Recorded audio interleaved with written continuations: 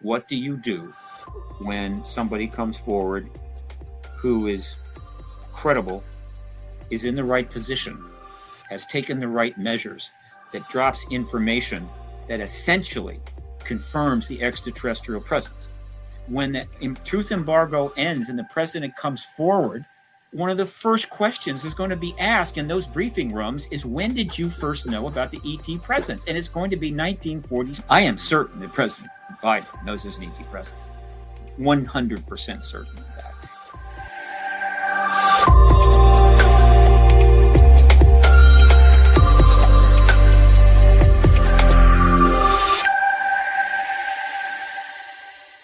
We are joined today by the one and only Mr. Stephen Bassett. Steve is a political activist, disclosure advocate, and the executive director of the Paradigm Research Group, otherwise known as PRG, founded in 1996 to end a government-imposed embargo on the truth behind extraterrestrial-related phenomena. He has lectured to audiences around the world and given nearly 2,000 radio, television, and podcast interviews about the implications of disclosure, which is the formal confirmation by heads of state of an extraterrestrial presence engaging in the human race. His advocacy work has been extensively covered by national and international media, including being featured on CNN, Fox News, MSNBC, The Washington Post, and The New York Times. In 2013, Steve's organization conducted a citizens' hearing on disclosure at the National Press Club in Washington.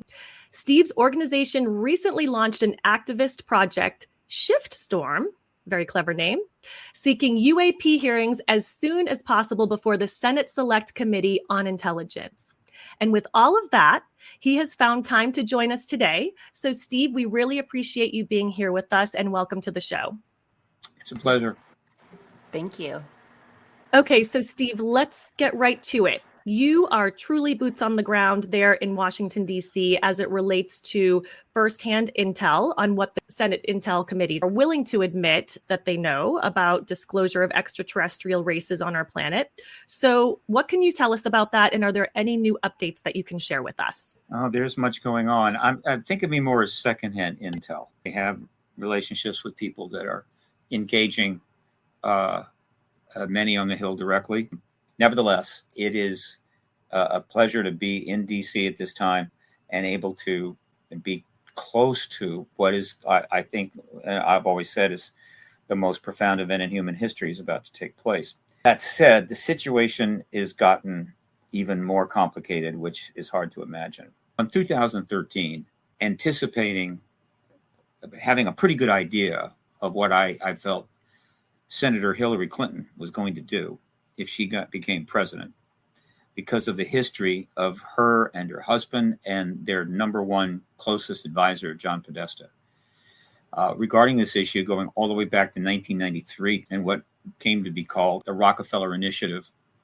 They tried to engage the issue, and it didn't work, primarily because the Department of Defense, the Air Force, and everybody else was not going to cooperate with the president because, well, he's just the president, and they are, endless fixtures in town defending us against all enemies, domestic and foreign. And presidents, for them, can somewhat be an inconvenience, and so it didn't work. However, they got a taste. They got enough information at that time to know this is real. Then the question is, what do you do? You are in your second term. He might have taken some action in the second term after everything was blocked. But another scandal developed, which really pinned him down. And so this issue moved forward in 2000 to the next administration. Meanwhile, the Clintons left, but Hillary Clinton's desire to be president never left. And so she went on to obviously have substantial positions, including senator. So we knew she's going to run for office again. And so the plan was to hold a mock congressional hearing in Washington, because the funding did become available to do this. I wanted to do it for about 10 years and show Washington, D.C. what a hearing would look like. They hadn't had one since 1968, and it was really not much of a hearing at all. It was just a half a day Some people came in, made some statements. There were no what we'll call hard witnesses. It was mostly for show because they were in the process of closing everything down and trying to get out from under the issue completely, which is what happened in 1969. So there hadn't been one since 1968. And so, okay, let's see what it would look like. So we brought in 42 witnesses, 10 countries, paid 6 former members of Congress a rather substantial amount of money to sit and listen to this testimony and ask questions for a full week, 30 hours. The entire thing was filmed so that it would be a full record, and it was also live streamed. The plan was then to deliver that full 30 hours to every single member of Congress, which happened. The full set of DVDs, all 30 hours, was delivered to every single member of Congress. Very late 2014. And then as 2015 began and the campaign began for the presidential election, I then worked with a publicist here in DC to do one thing: generate as many articles in the media across the board, New York Times, Washington Post, Washington Examiner, Washington Times, magazines, the works, which put the truth or the reality of the connection between the presumptive candidate for president, almost certainly to be nominated and considered to be pretty much a lock to win, and the connection between that candidate, her husband, and their chief advisor, John Podesta, and the ET issue, so that it would be interjected into the campaign in a nonpartisan way. We're simply reporting and talking about what happened back in 93 to 96. And it happened. We generated 400 articles. So much press pressure was put on them that while they didn't want to do this, they had to speak to it. And they gave interviews. President Clinton gave an interview on one of the talk shows. She did the same thing a couple of times. Even Barack Obama got involved. John Podesta gave some interviews. And so the issue and the connection with this presumptive next president was made clear worldwide, 400 articles. And so that was the plan, and it was moving forward quite nicely. Unfortunately, things took an interesting turn, and she did not win that election. And as a result, she shut down. That was 2016 when it shut down. And then something happened. And that, of course, was the To the Stars Academy was launched in October of 2017, followed very quickly by extraordinary stories in the New York Times. And off we go again. Okay, off we go again. So what has happened is that in that 7 years, from December of 2017 until now, more progress has been made to end the truth embargo and get confirmation from our president that we're not alone, and get formal understanding of what that means. I have a pretty good idea what that means, but until we get confirmation, every speculation is in play. They're from here, they're from there, they're from the future, they're from the past, they live in the inner earth, they're transdimensional, this, that, and everything else. I get it. But until we get confirmation and hard information, that's all speculation. However, the clear favorite, the most likely explanation, fundamental explanation, still remains that they are star-to-star beings who have come here in the past, in various times, maybe not been around for a while, but in the modern era, they escalated their engagement right after the events in Japan when we dropped the bombs. And we're now in a 77 year of intense engagement by these entities. Since 2017, more has happened than in the previous 70. We're in an unprecedented place. The truth embargo is essentially collapsing, setting the stage for this event, disclosure. But not surprisingly, and I always knew this, that as we get closer and closer to the actual event, the confirmation event, it was going to get more complicated. The resistance was going to increase. My role is to try to understand as much as possible of what's going on and then communicate that to the media, who in many cases don't know much and are still suffering from the huge stigma and ridicule heaped on this issue by the government intentionally, and other coercions that have kept institutions out of the issue, and try to communicate to them and to the general public what is happening, because what is happening is very complicated and yet incredibly important, more so with every passing year. If you had talked to me when I first entered this field 28 years ago, or maybe even 2000, when things started to really get going and an activist movement started coming together, I would not have thought that the disclosure event, as we neared the finish line, would be dealing with or part of a set of issues and problems, both domestic and foreign, that we are facing now. I just couldn't have imagined it.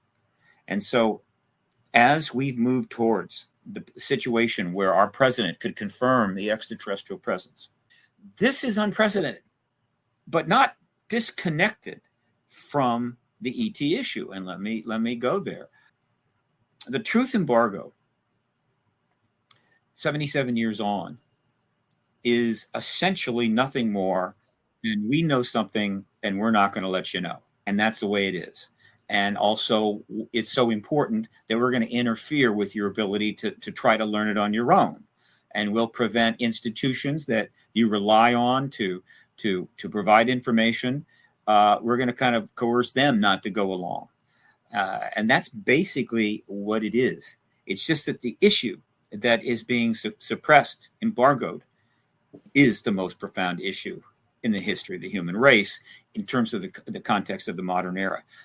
It was, I think, contact and engagement was happening thousands of years ago. Fine, that's not where we are now. The circumstances politically are really making this difficult.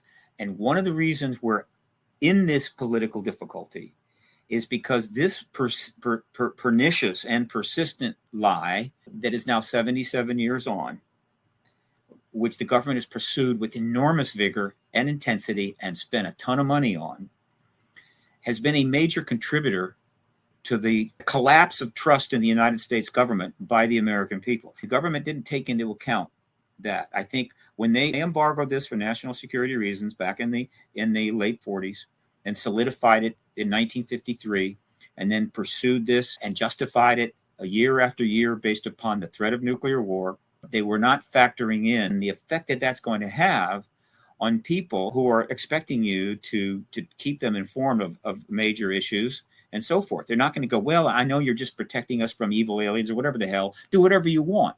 And as that secrecy was so successfully conducted, they became ever emboldened.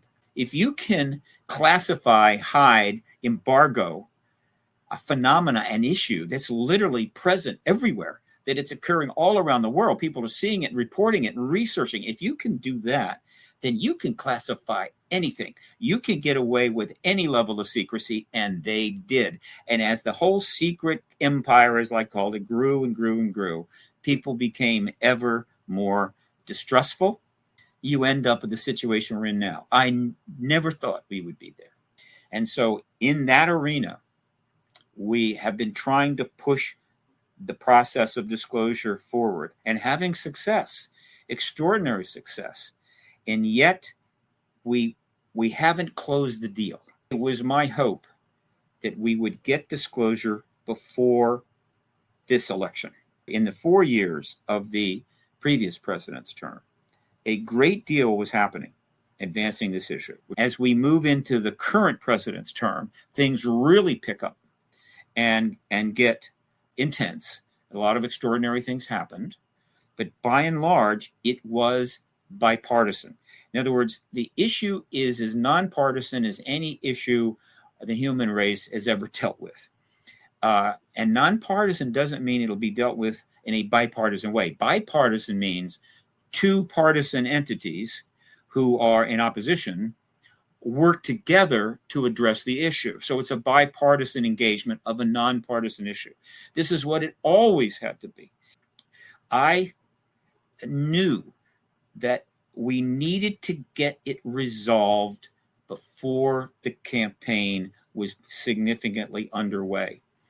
And that is, some might say, well, wait a minute.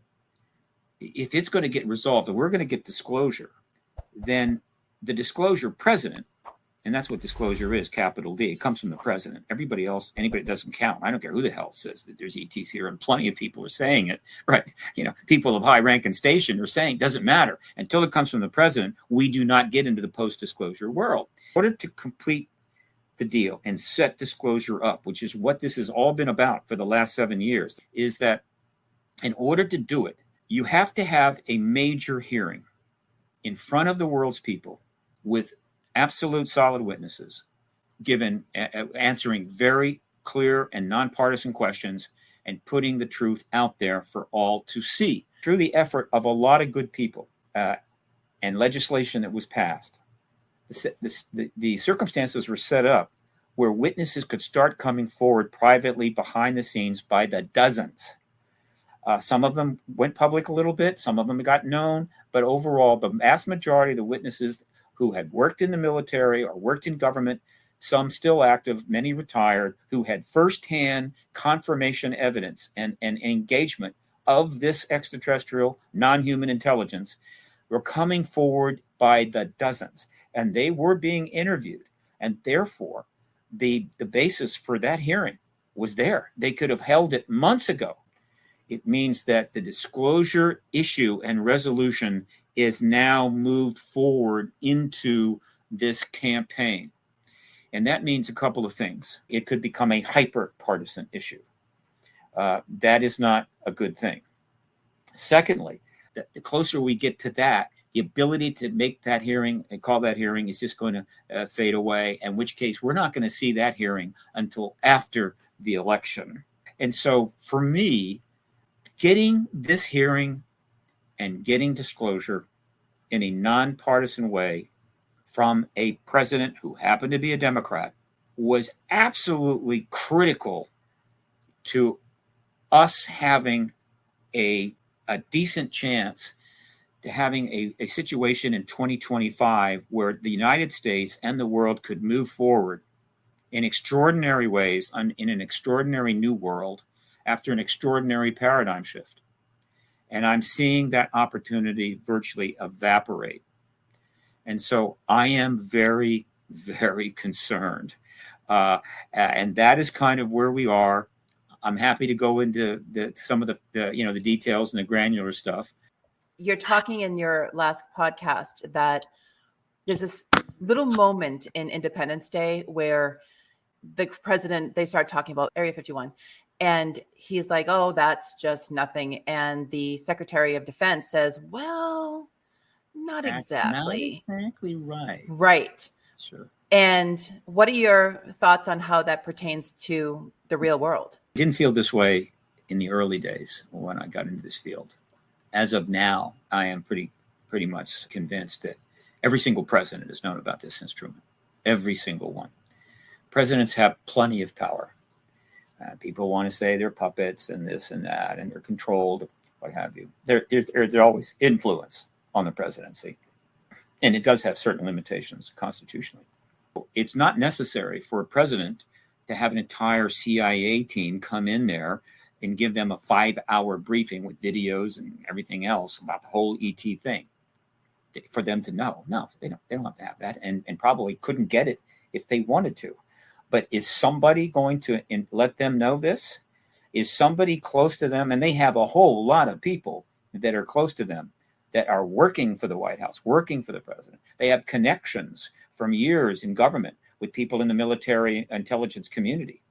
The idea that no one is going to tip them off, that yes, this is real. These entities are not from here, or they are not human. And we even have vehicles. The idea that that's not going to happen is basically absurd. What they choose to do about it is another matter. And what often happens is they make a statement or they maybe try something. Every administration, almost every administration, you get a glimpse, but some have been quite good at simply staying away from it entirely. So every single one has known. And so in the movie, the president would have known. And what's cool about that scene that I've talked about is that over at the Pentagon, read the whole script. And they came apart the part in the script when they're talking about that crash vehicle from Roswell was at Area 51. And one way or another, the producers were told, we're not going to cooperate with you any further if you don't take that out of the script. And things were far enough along at that point, I think, thanks to the work of huge numbers of my colleagues and researchers now past, that the producers of that film basically said, okay, we'll do it without you. And they did. So that's kind of what's cool about that moment. The president could have come forward at any time. Again, I am certain that President Biden knows there's an ET presence. 100% certain of that. And so he could have come forward at any time. He could have done it the first day he was in office. He could have done it the first month. But if he had done that without any of the other developments and processes that have gone on, it would have been completely partisan.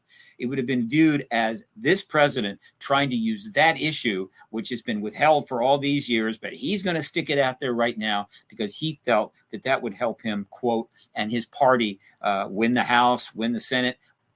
But the way it had to be done was all of this other preparation had to take place, which brings me to the most important thing that I'm going to say. Not a single person that I know of on any of those networks or in any article in those papers has said this.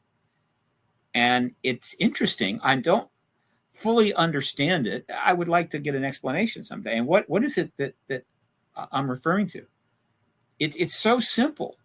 Starting in 2017, with the people coming forward in the To the Stars Academy and all those 10 people in the New York Times article, and then a whole lot of podcasts being where people like Luis Elizondo were talking about this issue and bringing it up, getting the social media excited, building a whole social media platform with hooks like UFO Twitter and so forth. Plus the behind the scenes bringing of witnesses to the Washington, D.C. To be privately meeting with members of Congress to sort of getting them informed so they could take action. The creation of the legislation, the creation of formal entities like the UAP task force, and then eventually a couple of other iterations ending up at Arrow. All of this, 7 years, has absolutely nothing to do with the United States government realizing, my God, we need to understand what's going on here, which is very confusing to a lot of people who know something about this issue when they're watching this and going, are you kidding me? Are you kidding me? What the hell? This whole thing has been about a simple problem that the United States government has been putting off for a very long time. What do we do the day after a head of state confirms that this is extraterrestrial, non-human, and we have non-human tech and bodies? What do we do the day after? The problem the government's had is, how do we get ready for that? How do we prepare in advance for that day? Which, by the way, could have come at any time. And so they needed to prepare so that it would be orderly. And so when the day after disclosure, they got legislation that addresses the demands the American people. They have an entity set up to deal with information flow and speak for the government. They have an informed Congress, right, and so forth. It's all orderly, it's all appropriate, and therefore they can move forward in a proper way. But they had a problem.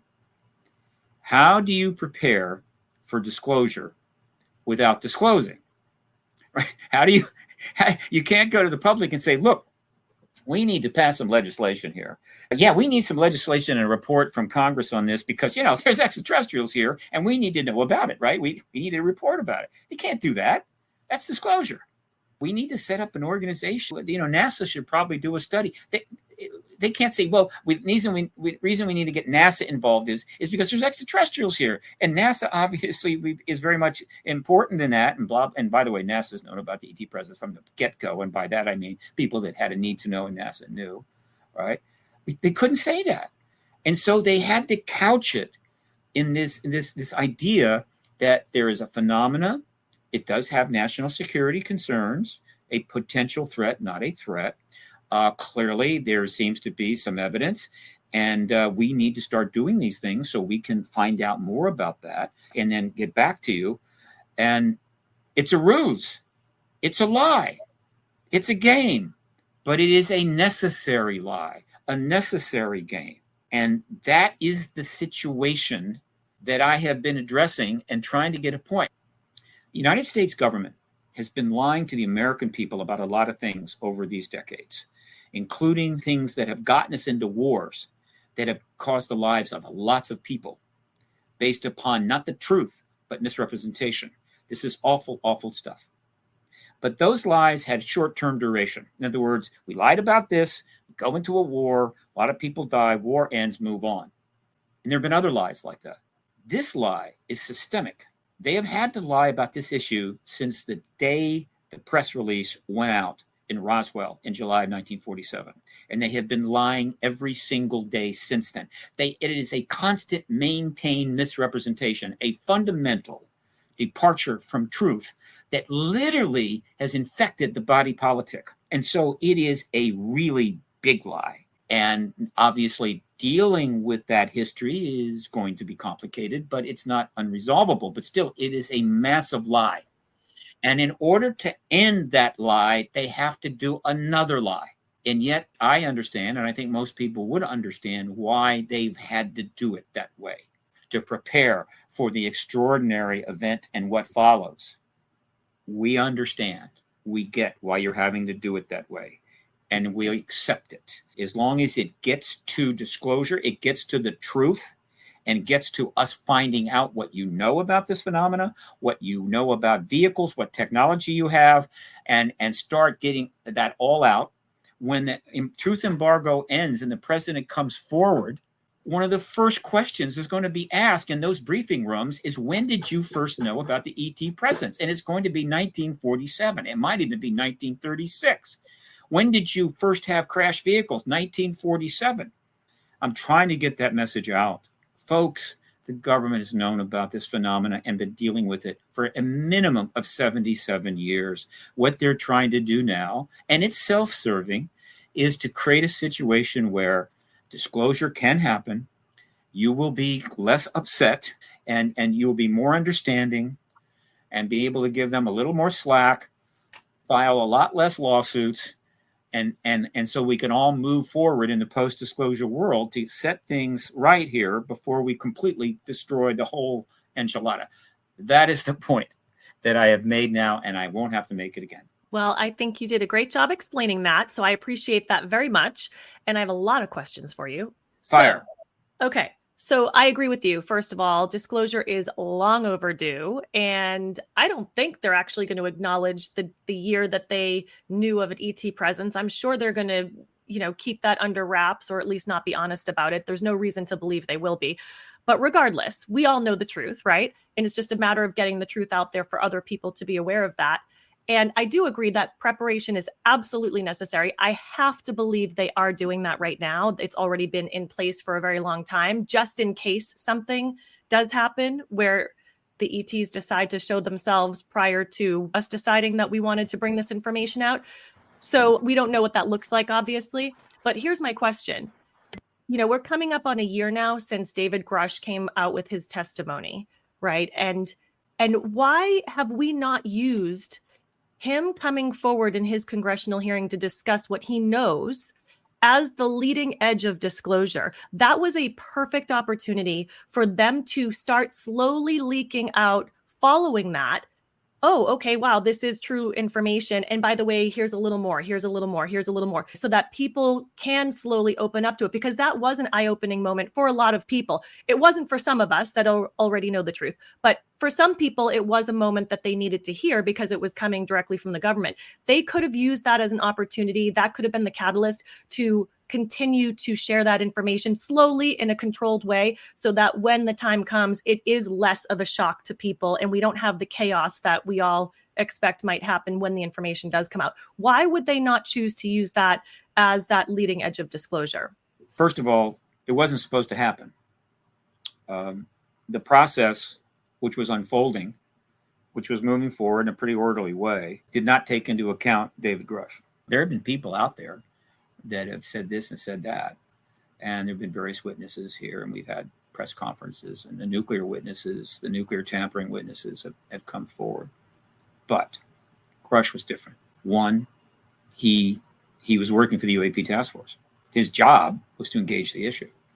He's getting information from classified sources, and he confirms that information through other classified sources. So it's secondhand, but it's not exactly a trivial secondhand. I mean, this is serious secondhand information. And then he begins to do what he thinks is his job, and he's providing that information, I think, initially to the Senate Intel staff. He ran into the point that I just made a few minutes ago, is that all of this is not being done to find out what the phenomena is. The government already knows. The DOD, of course, being the heart of that knowledge, and the heart of that knowledge being the deeply classified USAPs, where it's all been parked forever. He may or may not have gotten that, but the point is that the process is setting up for disclosure, not disclosure. And so he may not have understood that. So when he goes forward with what amounts to be really challenging information, he starts coming under attack, because there are people within the Department of Defense, who we don't know, but we can assume that they're not trivial people. These are people of substance, maybe some appointees, but could be standard serving members of the military and or civilian corps who do not want disclosure, ever. They don't want to see it in their lifetime. They don't think we have a right to know it, and need to know it, and so forth. And they are going to pretty much oppose it to the very end. But so when he comes forward, he started getting attacked. He is a man who served 2 terms in Iraq, made great sacrifices for his country, probably pretty proud of his service, and he wasn't happy about it. And so essentially he sought protection and redress by, again, going through channels to the Inspector General. And he got that redress because he had a legitimate case. The information was legitimate. So in a sense, they validated him, and then they gave him what redress they could. And he goes back to his job at the UAP task force. But the harassment does not completely stop. In fact, it gets worse. But then once he does that and goes to the Intel committee, those that are really serious about that, they move to the death threat level. And so now he's getting death threats. Now he's really angry. And so he decides to do something that nobody that I'm aware of has done, frankly, in that context. I mean, Corso, a little bit. There's a few people that maybe fall in this genre, but I think what he did was unique. He says, I'm coming forward as a whistleblower. He's really not a whistleblower, but I can understand why he may have said that, why others have attached it. He's basically a witness who's come forward with information. But he has alluded to the fact that he thinks, I think I have heard him say this, that the policy of truth embargo is not legal. And if that statement alone kind of puts him in the whistleblower category, he comes forward out of nowhere for the general public. Almost, I know of no one in the field that expected it. And when it broke on June the 5th, this just dropped into the whole process. A black swan event, whatever you want to call it. It wasn't in the script. It wasn't supposed to happen. And it completely changed in many ways the disclosure process that was underway. It created huge problems for everybody. The Congress, the Senate, the DOD, and the White House. What do you do when somebody comes forward who is credible, is in the right position, has taken the right measures, that drops information that essentially confirms the extraterrestrial presence? Because they can't use that word, and because there are some alternative possible explanations, time travel and what have you. But the extraterrestrial term is somewhat corrupted, like UFO is corrupted, which is why we use UAP as much as we do. So what do you do? That is the reason why they didn't just jump on David Grush and let him be the point person that's going to take them home. He is not a point person. He is someone that is doing his job, working for the government, had information and brought it forward. He's not the only one that has done it, has come forward, but he's the one that had the most impact because of the timing and who he was. That did not change the fact that the vehicle that delivers the platform to the president to be able to end this lie, this 77-year lie, is the Senate Intelligence Committee and the hearing that they must hold, the one that will be watched by millions of people. And so what you saw, as this story will eventually be told, is how the U.S. government reacted to David Grush. The Defense Department, I'm sure, was having a lot of meetings. And they were deciding, what do we do about David Grush? What do we do? What do we do? And they're following everything. And one of the things they would have seen is that after Grush comes forward, the media explodes. Hundreds of, well, many hundreds, maybe 100, 200 articles are published within a short amount of time. The next congressional response takes place. And this is huge. Chuck Schumer delivered what amounted to the fundamental response of the United States Senate on this issue, or the Senate Intelligence Committee. And it was as big as Grush's impact. It was off the charts. He is about to put up on the website, I think it went up on the 27th, the legislative website for the Senate, the UAP Disclosure Act, which contained the UAP Controlled Disclosure Plan.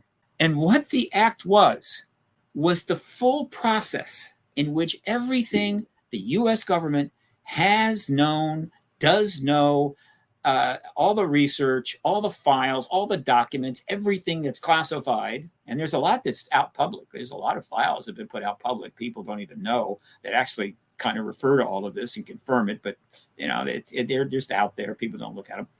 Bring it all out in a process that ultimately puts it all in the public domain. Now, that plus Grush really made it clear to the Defense Department and any individuals within the military intelligence complex that this is real now. We're headed for disclosure. A couple of things happened, which they'll have to answer for. One, they launched a full-fledged lobbyist-driven effort to gut the powers from the bill, to strip them out, knowing full well it would be obvious to everybody that we would know exactly what they were doing and why they were doing it, but they had no choice. They had to sort of out themselves. Yeah, this is where the stuff is, and yeah, we've got it, and yeah, we plan to make a lot of money on it, and you ain't taking that away from us, and so we're going to gut that bill, and they did. The next thing that happened is Schumer responded by going on the Senate floor and basically saying, we're not done with this yet. We're disappointed, but we're going to get this done. And that really shook them up. They're going, he's not going to lie down on this? You mean they're going to come back at us again? I mean, you can reintroduce bills over and over if you want to. And so the next response that the Department of Defense did, which they're going to regret, it's not going to go well for them, is they made the decision that we're going to try to pull off in 2024 what we did in 1969. When Blue Book was causing too much attention and the issue was getting more and more publicity and people were paying more and more attention to it. And there had already been like 2 hearings, even though they were kind of show, we got to shut it all down. And so to the disgrace of the University of Colorado, they got a professor there to essentially shepherd and sign off on a report that was completely bogus, saying there's nothing to this. It's okay. There's no there. They used that to shut down Project Blue Book. Then they went after and destroyed NICAP, which is a very significant organization, had to go, and pretty much felt that they were free. They were cool. They would be fine for, who knows, decades maybe. They did it in 1969. They decided to try it again in 2024. One of the stupidest things the United States Defense Department has ever done. Some of the wars they've engaged in under false pretenses were not stupid. They were heinous, but this is just pure stupidity. And so essentially, they convinced Dr. Kirkpatrick to be the Edward Condon of 2024, to sign off on a study that they quickly finished up on that was completely false. They're not lying now to get the disclosure. They're lying to hold it off, and they published the Arrow study report. That's their response. It has been eviscerated on the internet. The media stood back for a while and went, ooh, let's think about this. You know, the major media, and then they're coming back. All right, and more things are happening. That was the response. So that gives you a picture of why they just couldn't take David Grush and run. This thing is much more complicated, much more significant. It has to be done in a way that will be responsible and not destructive. And unless one has a large enough picture of how government works and all of the players involved and all the interests that are being affected, it's easy to go, why don't we just do it? And why does this person do it? No, this is the most profound event in human history. And therefore, it requires, by necessity, that it be done in a way that is going to be as constructive as possible, because to blow it, to get it wrong, could be catastrophic. And so that's my answer to your question, but also I wanted to fill out that part because I hadn't talked about it. Well, I'm going to coin a new phrase here, and it's going to be disclosure fatigue, because I think all of us who already know the truth are ready for this information. We want it to come out. We're asking for it to come out. And I would say 8 out of 10 people probably do understand that we are not the only beings in this universe. I think it's actually pathetic to think that there's just us. It's very arrogant to believe that. So for me, I'm actually going to change the word also from disclosure to confirmation, because again, they're not disclosing anything. We all know the truth already. It's just a confirmation. And really, it's just a formality in some cases for most of us. But when it comes to the formality, and here's one other question for you. Why is it that it seems like the USA is the ones that have to do this? It seems like whoever comes forward with this information officially, another country say, that gives them power. So what is holding other countries back from coming forward with this? It seems they're all standing, on the edge of this, looking to the USA to say, hey, are you ready? Are you ready to finally put it out there? Are you, once you do that, we're already behind you. But why is no one else coming forward with this first? First of all, you're right. It's formal confirmation from the president is what it is. The disclosure, the small d disclosure, has been going on since 1947 when they put out the press release. It's been a stream of small d disclosure going on that has just filled up libraries and filled up files and so forth, but it hasn't brought about confirmation. Capital D disclosure is a different matter. So I get that. It's a little too late for me to go out and start promoting confirmation with a capital C. So it's still going to be capital D disclosure. But I'm happy to explain I'll it. allow it. I'll still allow the disclosure word. It's okay. Now, one of the questions I'm asked is, why is the U.S. seem to be the country that supposedly is going to resolve this issue? Why have the other countries stood down on this? It's impossible to know the details are for sure, but the likely explanation is this, and it has to do with the nature of the times. The ET presence manifests in a whole new level after the bombs are dropped in Hiroshima, 45-46, and that is the beginning of the nuclear arms race, a whole new major threat to national security, world security. And at the time that Roswell happened, the U.S. government was already aware of what was happening. They knew about the Soviet access to both atom bomb secrets as well as the hydrogen bomb secrets. They had plenty of spies. They knew about Roswell as well. And so they knew exactly what was going to happen. Plus, they had German scientists. They had more German scientists than we did, I believe. They got more than paperclip. And so they were going to build missiles, they were going to build bombs, and they were going to put the bombs on top of the missiles. I mean, it was pretty clear. And the relationships between the West and the Soviet Union was virtually disintegrating right away. And so they knew it was coming. There were going to be another war, and it would be nuclear war, unless it could somehow be prevented. And so that is the situation they're looking at and knowing about at the point suddenly a vehicle crashes at Roswell and a press release goes out. And so, not surprisingly, their decision was, we're going to sit on this. We're going to see what we've got, what's going on, what are these entities, what kind of tech, and then decide what to do. Not unreasonable at all. Ultimately, they made the decision to contain it completely, and it is still contained to this day. So that's the reason the U.S. essentially. It makes it a national security policy. At the same time that they're making that decision, the world situation is this.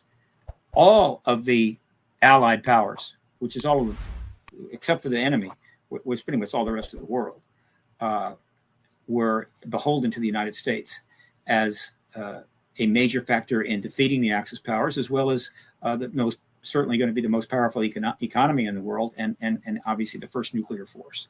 And so we are the bulwark between them and any, quote, enemies, totalitarian states. And very soon it was developed that the two principal opponents were Soviet Union and Communist China. So the world is kind of well defined at that point. You've got these two communist powers, which are nuclear. China came later, but they're nuclear.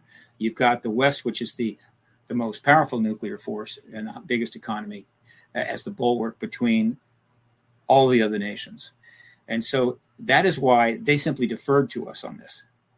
In other words, look, we're not going to undercut your policy on this. We're not going to try to grandstand and come out and say, oh, there's extraterrestrials here, because like you, we do not know what the effect that would have on this situation. Would it increase the probability of a mistake being made and nuclear weapons being launched? We're going to let you make the decision of when it's time to bring this forward. And so they simply went along with us for that reason. Did they know? Oh, of course they knew. So World War II and our position post-World War II is the reason why most of the world has simply gone along with it. That leaves the Soviet Union and Communist China, two major powers, one now having 1.5 billion people. Why did they not preempt this? Why did they not come forward? And the only explanation that makes sense to me is this. These are totalitarian states. They are totalitarian states. Russia had a brief period there where it was moving away from that. They've gone back. Totalitarian states are based upon very single-minded leadership at the top and control of the public in a much higher degree than any of the nations that we're familiar with. Control, surveillance, and what have you.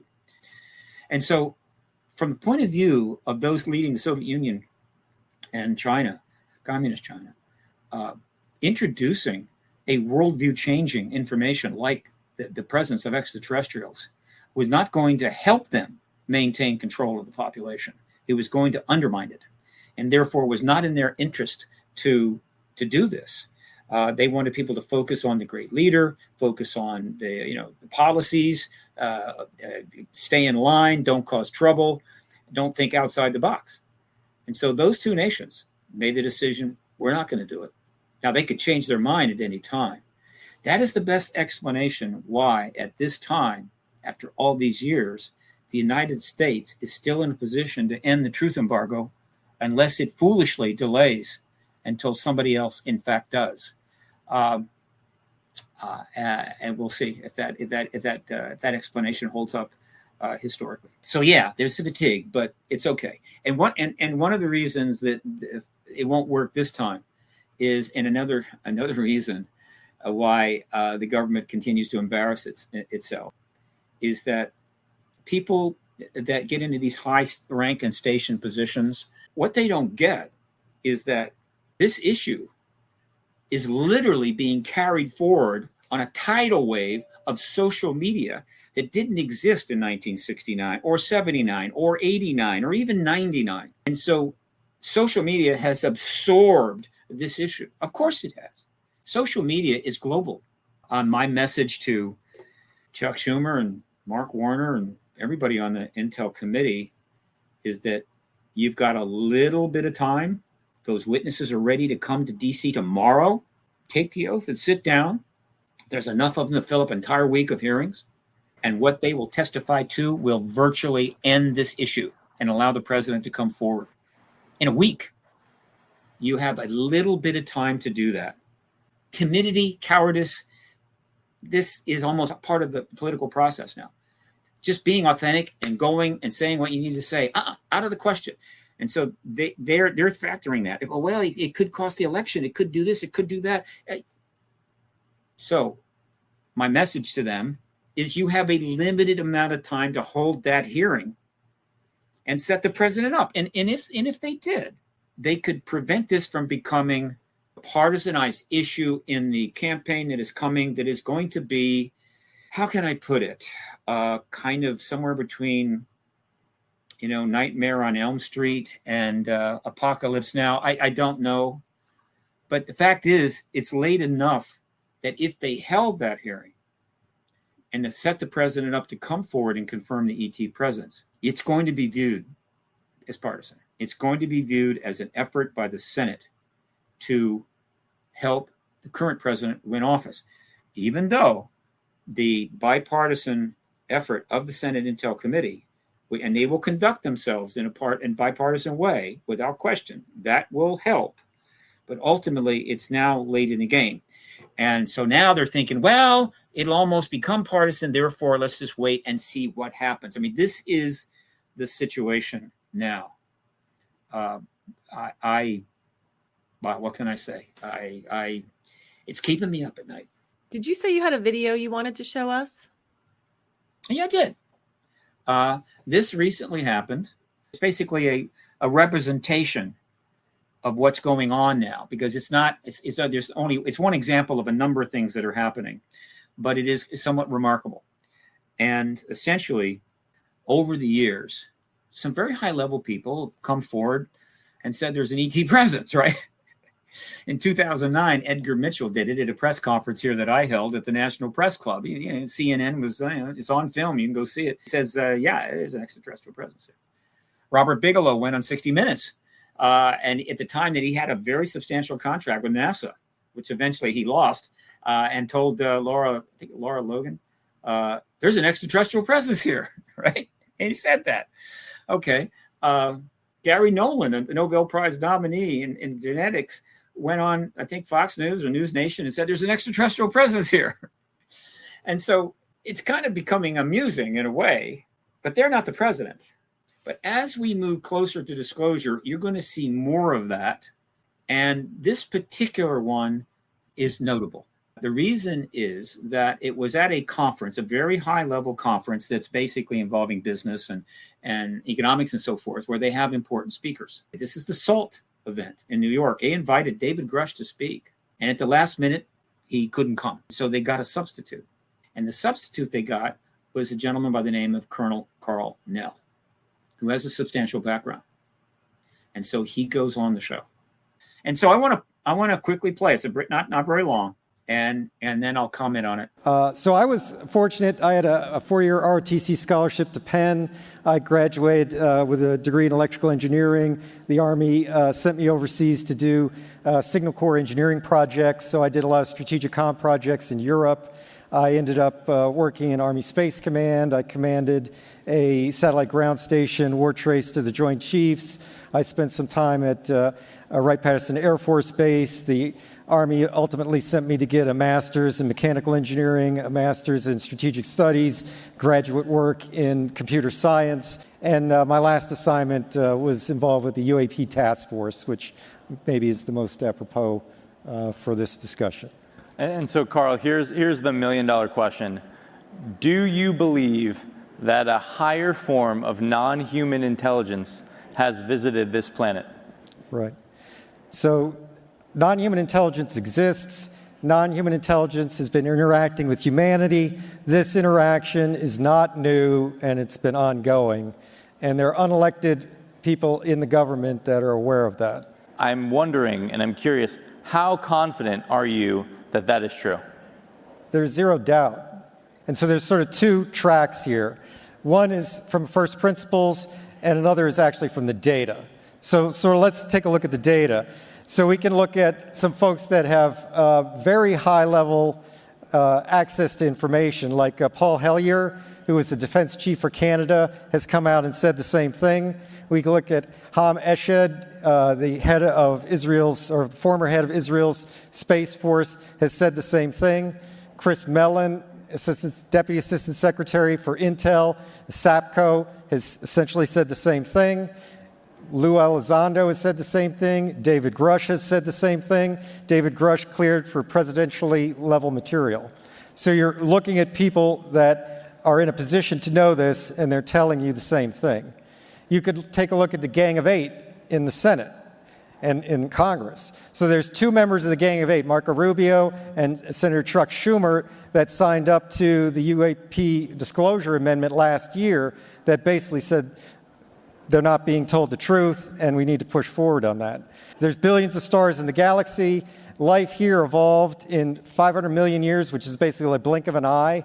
We've found planets around every star that we've looked at. It's likely that the universe is full of life.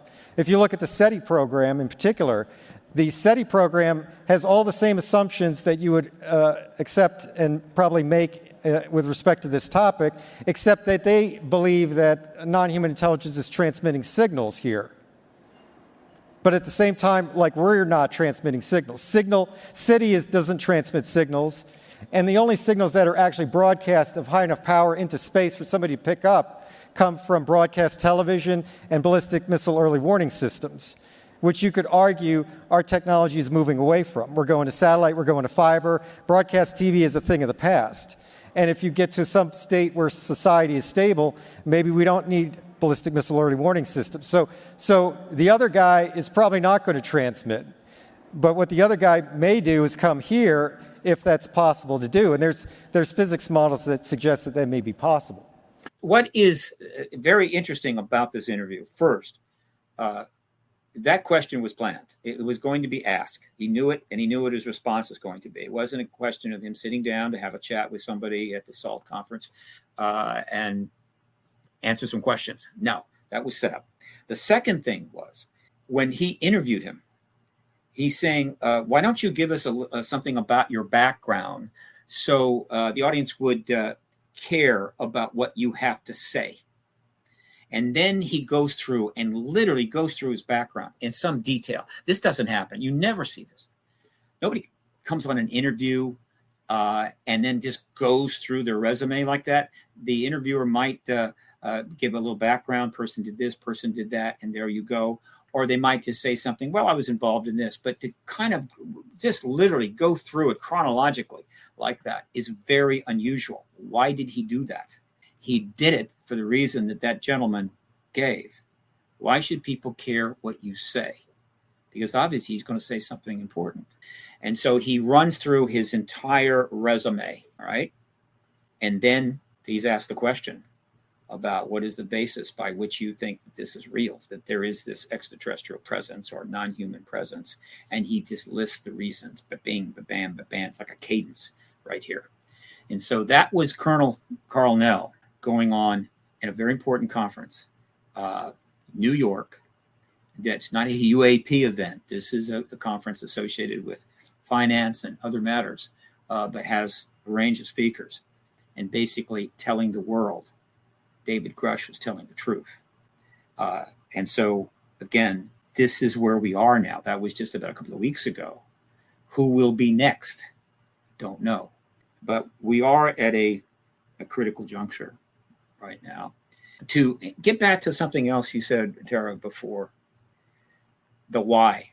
Everybody likes to think that their time is the most profound time, and absolute stuff has to happen, and whatever, the world's going to end. I get it, but I have strong belief, and I'm not alone in this, that we are at an inflection point on this planet. We have pushed the limits of the environment. We have pushed the limits of our war capability.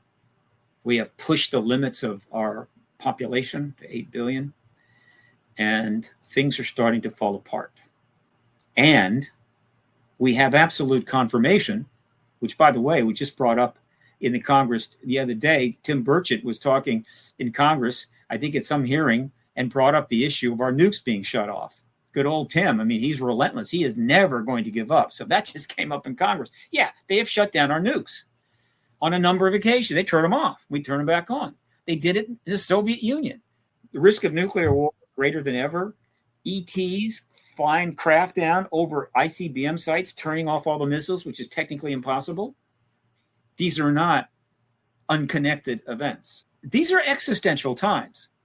There's always been a certain existentiality regarding the human condition. I get it, but never has it been this global, this large, this potentially imminent. And so we got to do something. And when you look at the circumstances globally, the stuff that's being done is not the right stuff. We need to do something, but not that, except disclosure. It's a simple concept, disclosure. Now, it is a simple announcement, but it's the most significant announcement of all time. Because while a lot of people know they can't act, while governments may know they are unable to act, they can't react, they can't deal with it and utilize it for change. As long as it's not true. You can't utilize something that you don't even acknowledge exists. And so confirming the extraterrestrial presence is a worldview changing paradigm shift of unprecedented proportion that will open up doors that are not there. Another way of thinking about it is this. Most people are familiar with scientific paradigm shifts, and relativity is one of them. There have been others. And what a scientific paradigm shift is like this. Most people kind of know this. Suddenly you make a leap forward in understanding aspects of the physical world to a place that's very substantial, very impacting, that you weren't there. It's just boom, there you are. Okay, great. And now you've established a new understanding.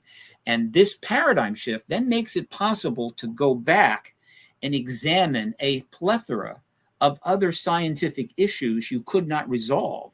And underneath this new understanding of the physical world, you start solving them. And that advances things forward.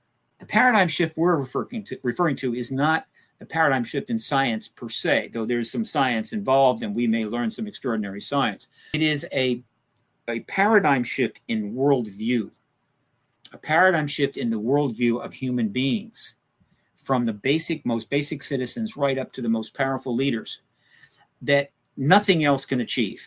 It allows a worldview change in virtually the entire population, which is beyond anything that has ever happened in this planet. And not only that, in a very short amount of time. It's not going to take hundreds of years like Christianity did. It changed worldviews, took hundreds of years, thousands of years, had a lot of followers. This happens overnight, a week. Right. So in that sense, it's utterly profound. And that new worldview is going to allow people and leaders and others to then double back and start addressing problems that are currently intractable, that under the current worldview we can't solve. We can't deal with them. We can't fix anything. Suddenly, we figure out how to fix them. And thus we get out of this dilemma that we're in. And so that is why it's so important. Well, I personally am excited for that post-disclosure world, or I'm going to say the post-confirmation world. And you've been very kind to spend so much time with us today, Steve, and you're just full of important information, which we very much appreciate. And I know this is a life's work for you. So I know humanity will eventually appreciate it as well when they finally know the truth. So do you have any final messages, Steve, that you can leave us with?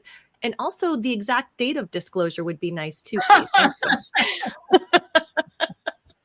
Oh, there just are people out there. A little ask, a small one. You want to get some views or whatever, just come up with a date. Exactly, right? Yeah, it has to be. Steve Bassett said disclosure will be on this date. Yeah.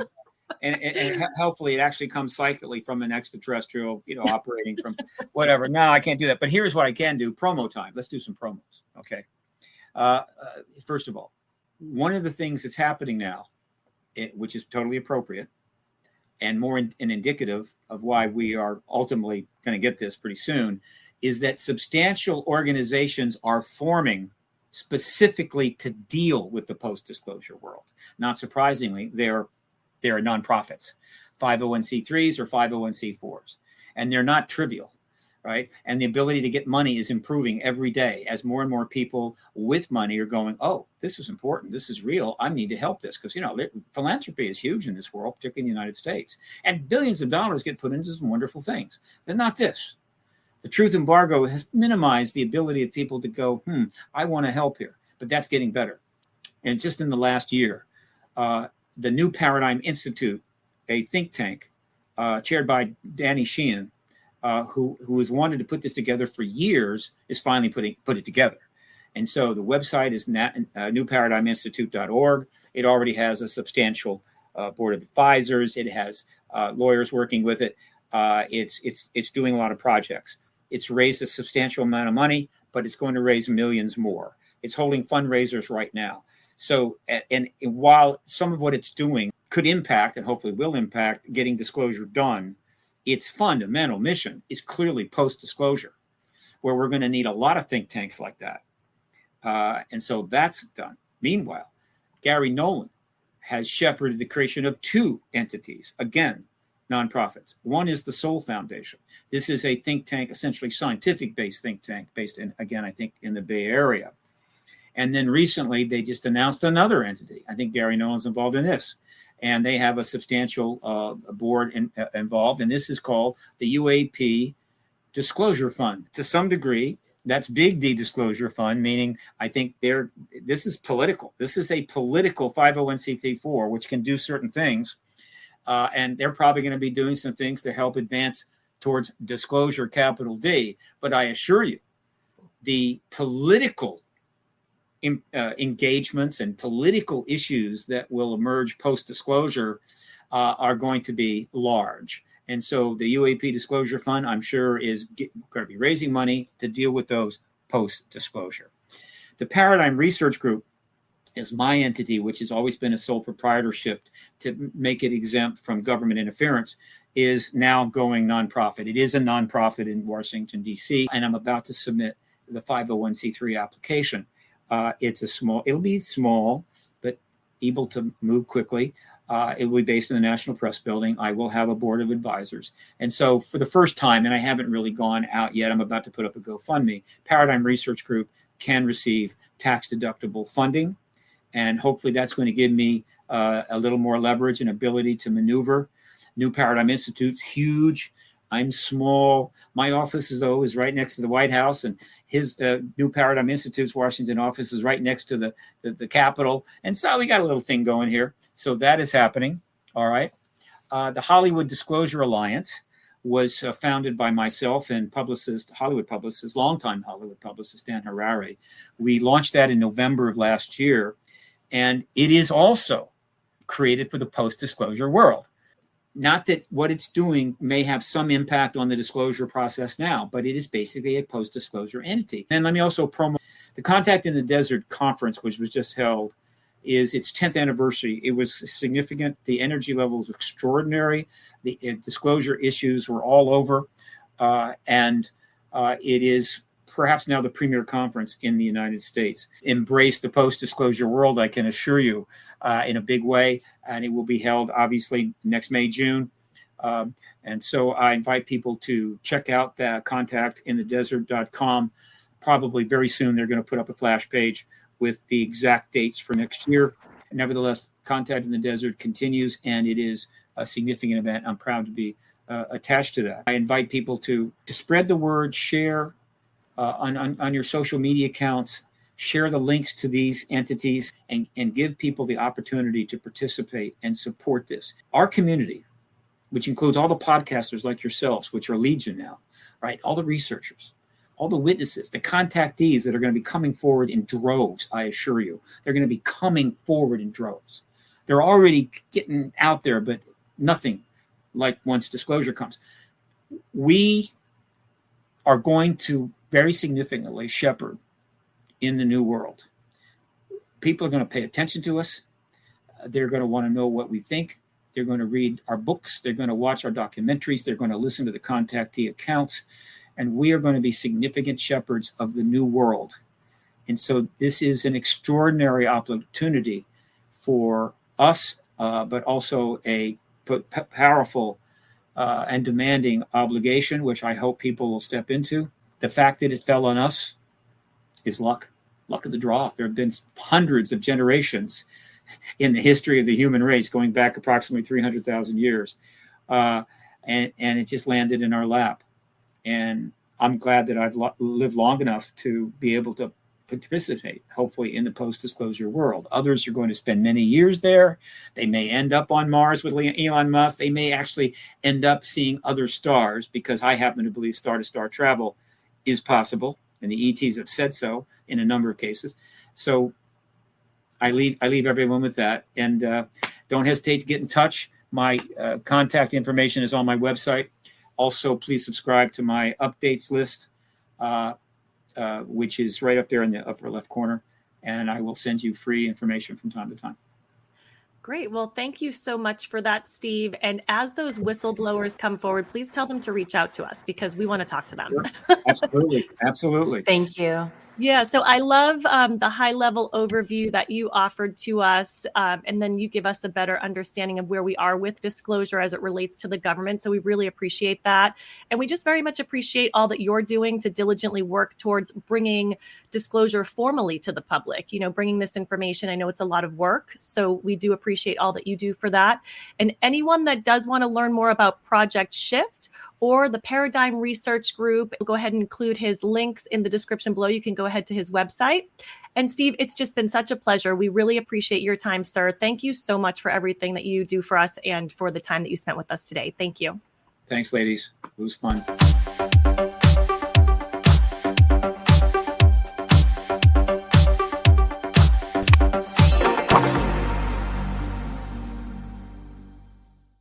Hi, Steve.